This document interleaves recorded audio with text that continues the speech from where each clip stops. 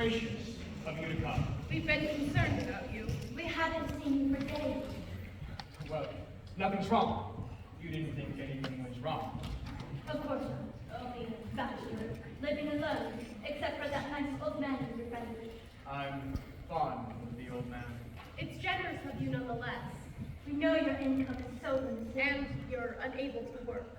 But I've been writing. My last article was sent back. Alas, the psychology of murder. Murder? You write so much about murder. It's an intriguing subject. You sold none of these articles? Publishers! They believe that I'm not qualified to write about murder. Be thankful you aren't. Perhaps someday they'll change their minds. You don't look well. Have you seen a doctor? There's no need. We think you should. A doctor might give you something to soothe your nerves. Nerves? You talk as though I were sick. We don't mean that, it's only that. I know what you're hinting. The disease has sharpened my wits, not dulled them. That's true, but if you only rest or go to a hospital. Hospital? I have no need for a hospital. Did you hear anything? No. It was like a pounding. My sense of hearing is very strong, as well as my other senses. I have no need for hospitals. My wife meant no harm. Of course not. I suppose the old man has retired. He told me how soundly he sleeps. He's gone to the country for a few days. I miss him. I love him. It's getting late. We must be going.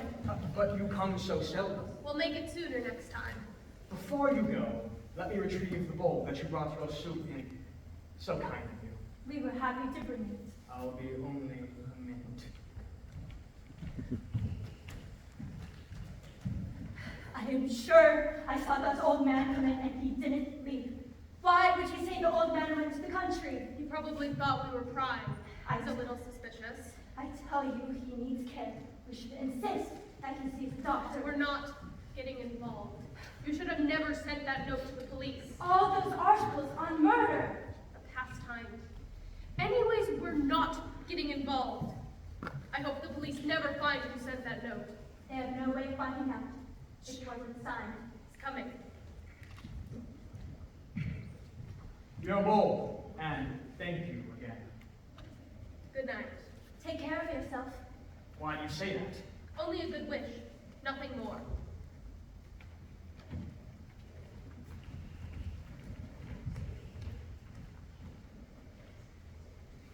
A madman! That's what they think I am. I'm only tired. So tired. He's sound asleep by now. Why did they ask about me? I love the old man. It's only I'm tired. I'm very, very tired.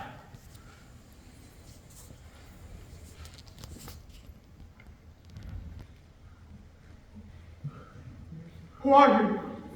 I am the voice of your real self. My real self? Plan you've had in your mind. It's a very long time you understand. No. No. Every minute, day and night since the old man came to live with you. The plan, your plan, has haunted you. I love the old man. That has nothing to do with your plan. I would never harm him. Do you want to know? To know about murder. And there is his eye. Ah, yes. His eye. That eye, The eye of a vulture. a vulture, must be destroyed. But he has never harmed me. While he lives, you cannot be free of that eye. 7 nights you have known this. 7 nights you have opened his door. I only meant. Be very cautious. This 8th night. But I have no reason. I have no desire of his gold. It's not for gold. He trusts me. Move cautiously. Don't rouse his suspicions. The minute hand of a watch moves more noisily than I. It is midnight. You will open his door little by little. No! He will not suspect your secret thoughts. But I have no reason. Not really. His eye! Have you forgotten about his eye? His eye only disturbs me when he's open. You said it yourself. It is the eye of a vulture, The vulture must be destroyed. I've never been so kind to the old man as I have this past week. Pale blue eye with a film. It makes my blood run cold. A dull blue eye hidden over its hideous veil. It chills the very marrow of my bones. I will open soon. The eye will be upon you. It cannot be the old man. He is fast asleep. You do not listen when I warn you about this eye. You do not hear. I listen. I hear. My sense of hearing is very acute. I hear many things that others do not. When I listen at that door, I can even hear the beating of the old man's heart. Then listen. I hear it. That steady beating. It drives me mad. That in the eye. I can't stand his eye. Quietly, softly, relentlessly. Silence his heart forever. But I'm not mad. No, you are very calm. I will not do this deed. Steadily, little by little. He has never harmed me. He will not see you. The room is black. He keeps the shutters closed. He's afraid of robbers. Noiselessly. But don't you hear it? Hear what? His heart. It sounds like it's going to burst. Silence. Soundless. I cannot. If his eye is not open, I have... Go! Who's there? Don't answer. You will think it is nothing but the wind. He heard. Did I hear something? He's frightened. Do not answer. Is someone there? I pity him. The eye. Who? I cannot. Damn it, the eye! His heart. The beating of his heart. It grows stronger. Cautiously.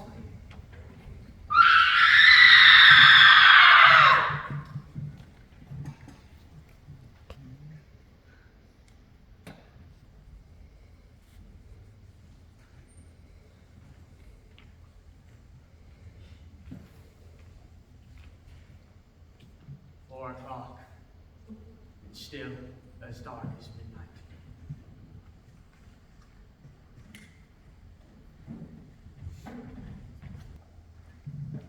My breakfast tea. Open up! In the name of the law. It's the police. What have I to fear?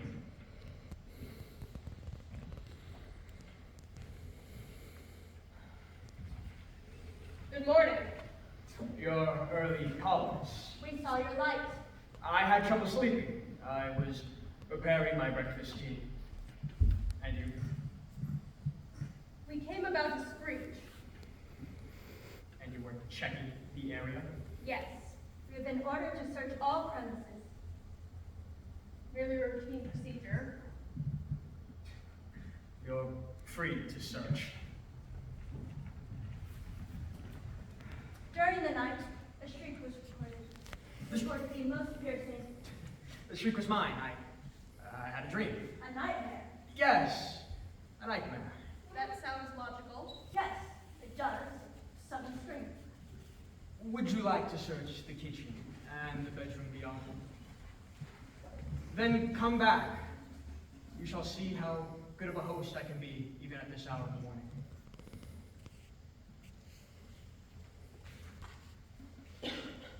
Are you satisfied? Yes, everything is in order.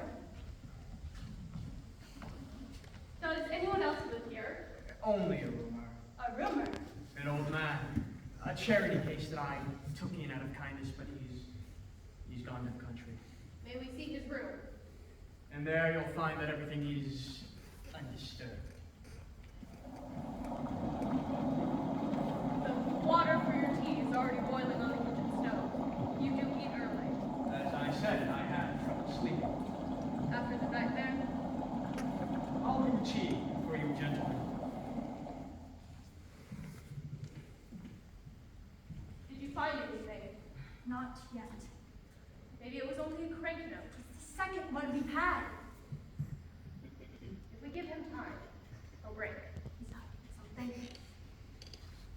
back any second.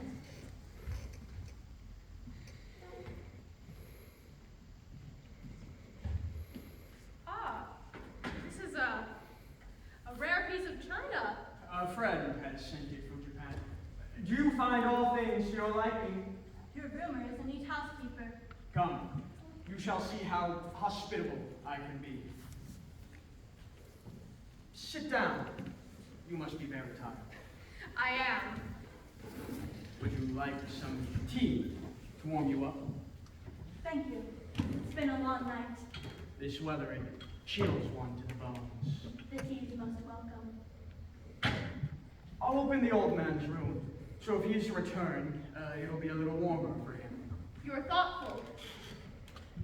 Well, I frequently sit here so that the old man will not feel alone. You expect him back soon then? One can't tell the old man he's eccentric.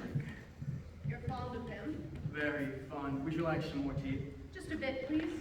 It's very good. You seem a little nervous. Nervous? Yes, I suppose that I am. Of course. The nightmare.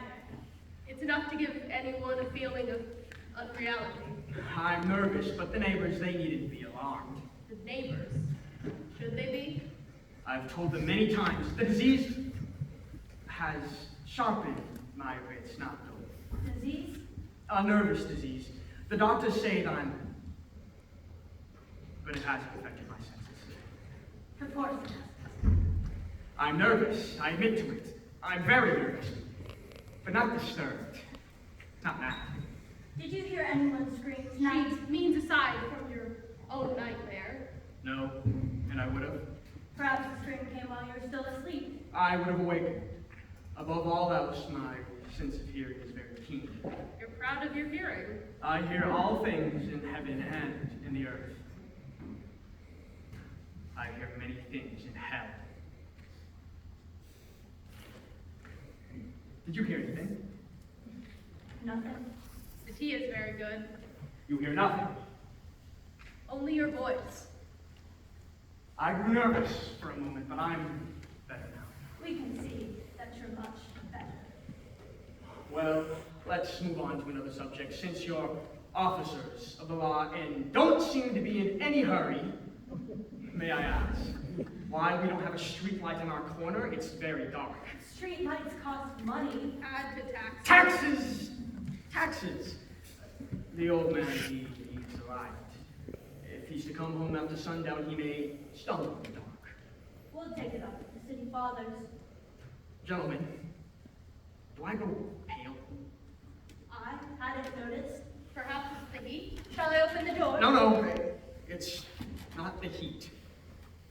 Did you hear anything? Nothing. Well, what do you think of the taxes? Infernally high. Likely to go higher. It's the poor who pay. Did you hear a bell outside? No, there's no bell. You think it's my imagination. Hearing the bell, I mean. Nothing more.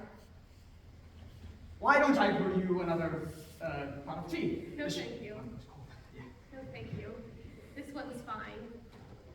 You don't hear anything. Nothing. Nor I.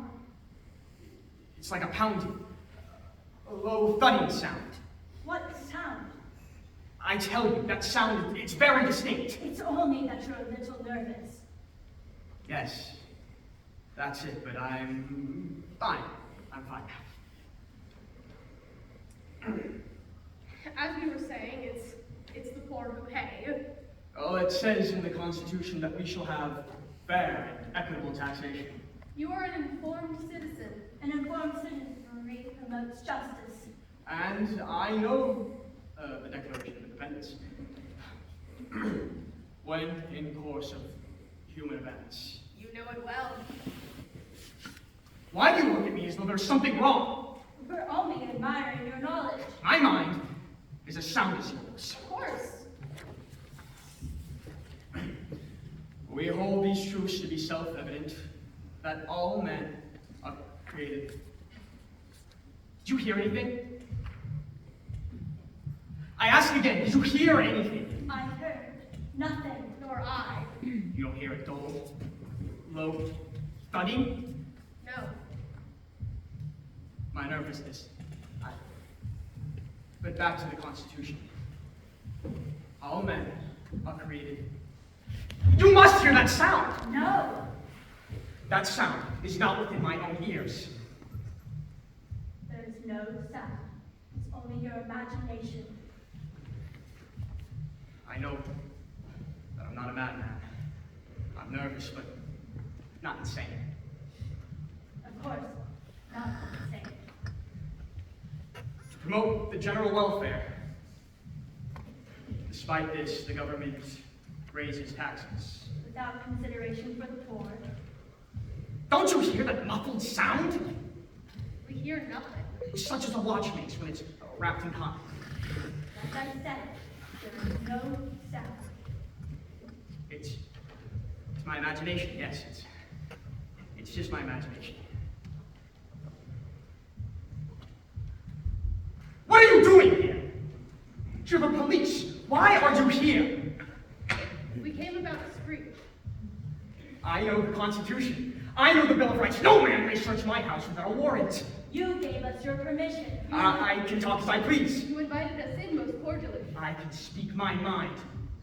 Congress shall make no law abridging the freedom of speech. We respect your rights. I know that I'm not mad. I'm nervous, but I'm not mad. We know you're sane. You know I'm saying it. You pretend that you hear nothing. We hear nothing. Of course, there's nothing to hear. I was joking. Yes, joking. Well, what were we talking about? The Constitution. Ah, yes, the Constitution. No man may be tried for murder unless a grand jury indicts him. Murder? Why do you speak of murder? Then he shall have trial by jury. You know the law well. Then why don't you go? We're just finishing our tea. You must hear that sound. It's increasing. You're joking again. Of course. We're almost finished. Excellent tea. The tea. What becomes of my hospitality? Can the government possibly say that the taxes are not too high? I don't see how they dare. You're the police! How dared you enter my house at this hour of the morning? We saw your light. I'm going to close this door. The old man won't be coming home now. Why do you say that? What are you hinting at? I meant because of the hour. Of course. Maybe I didn't shut it tight. It seems closed all the way. How can you sit there and smile and pretend that you hear nothing? We hear nothing. That noise! It grows louder and louder. It's only that your head aches. There's a ringing in your ears. Of course. That's it, my head aches. So if you'll leave, We're finishing our tea. I have shown you everything. What more do you want? We're just enjoying our tea. But your duty, you're to go through the neighborhood. Yours is the last house to be searched. You hear nothing? Hear what? You're baiting me. Because you think that I'm mad. I assure you. You're making a mockery of my horror! Believe us, we're most sympathetic. You pretend to be sympathetic. But you think I'm mad. You do, don't you? Wait till you see. Wait till you see how helpfully, how calmly I can tell the story. We're listening. I like the old man. We know. Every night, I would look in on him. I would move slowly, as to not disturb him. I would sit beside his room so that if he was to awaken, he would know that someone's there. Kind. Every night, when I looked in on him, it would take an hour or more for me to place my head through the hole open, so far that I could see him lying on his bed. Would a madman be as wise as this? Why do you stare? What are you thinking? We're just interested. Every morning, I would go in and I would speak. In a hearty tone, I would say, "Hello, how are you?" So you see? Stop smiling! Stop staring! We're not smiling. I had to move quietly. Just the eye. It's an ugly eye. A horrible task. Do you understand? He just couldn't guess that every night at midnight. Stop! Stop your laughter! I will bear this torture no longer. You hear and you know. Nothing will drown out this horrible noise! I can bear anything but this agony. Your laughter, it's like torture in my ears. That noise, it grows louder and it grows louder. And you pretend that you hear nothing. Pretend no longer. Dissemble no more. I admit that it was his eye. His horrible eye was upon me. And there, tear up the blanks, do anything, do